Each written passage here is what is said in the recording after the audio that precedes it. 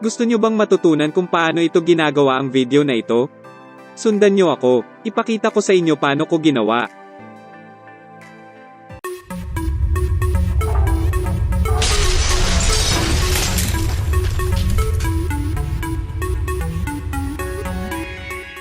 Hi, ako si Jhune Agan ang inyong host sa channel na to. At bago ako magsimula, please support my channel by clicking the button below. Click subscribe at ang notification bell para ma-notify ka sa mga sumusunod na mga videos ko. Tulad ng nasabi ko, pag-aaralan natin ang pag-edit ng video gamit ang software na Filmora. Para mas madali nating mapag-aaralan ng Wondershare Filmora, siguro mas maigi pag-aralan natin ito ng step by step at magsisimula tayo sa very basic. Handa na ba kayo? Sige, sisimulan na natin. Nandito tayo sa ating desktop.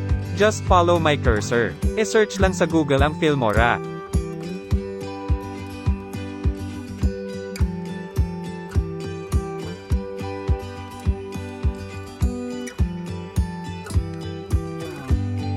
Click free download.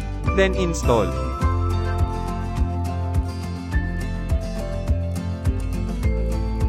Ito ang canvas ng Filmora.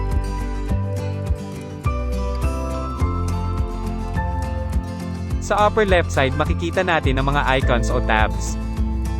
Makikita natin ang split screen, elements,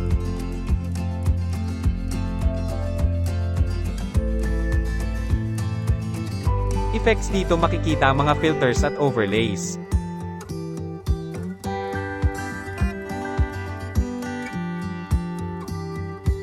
Sunod ang transition.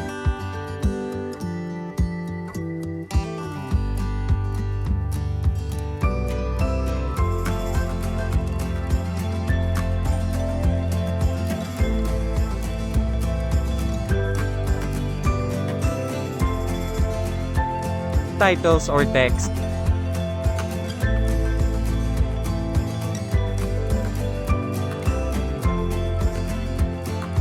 Audio.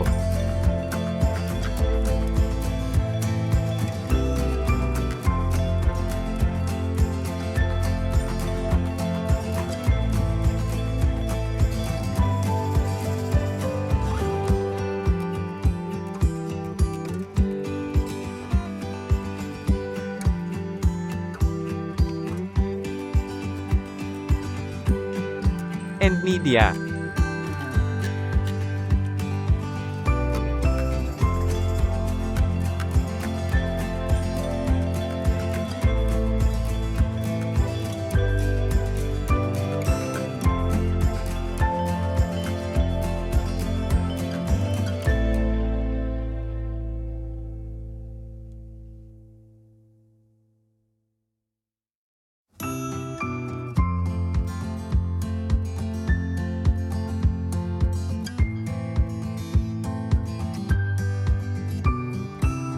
Subukan natin gumawa ng project tulad nito.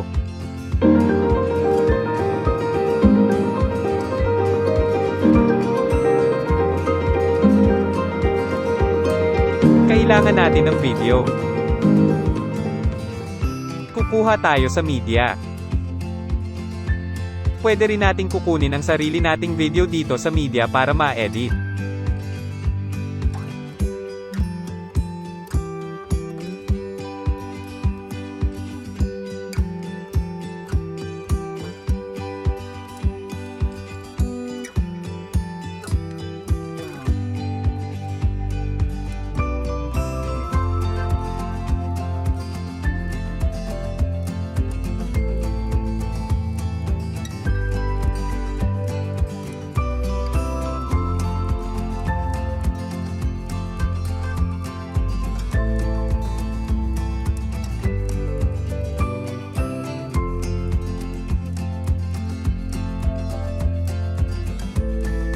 Lagyan din natin ng transition. Transition is the process or a period of changing from one state or condition to another.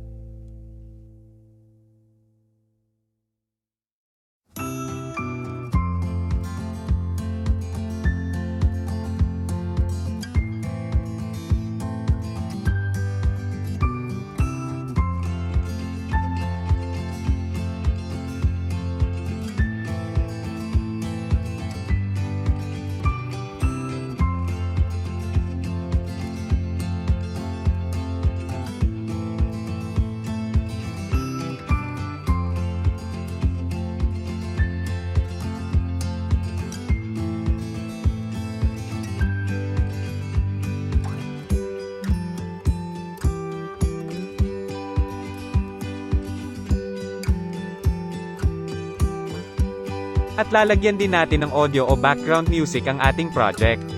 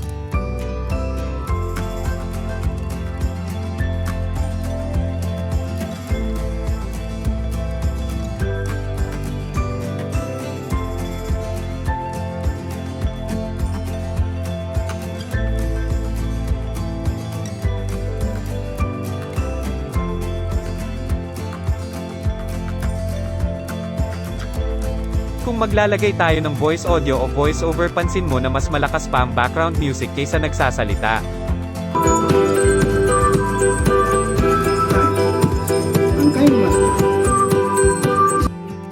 Pero may tinatawag tayo na docam para sa pagkontrol ng background music at sa voice over. Just watch and follow my cursor.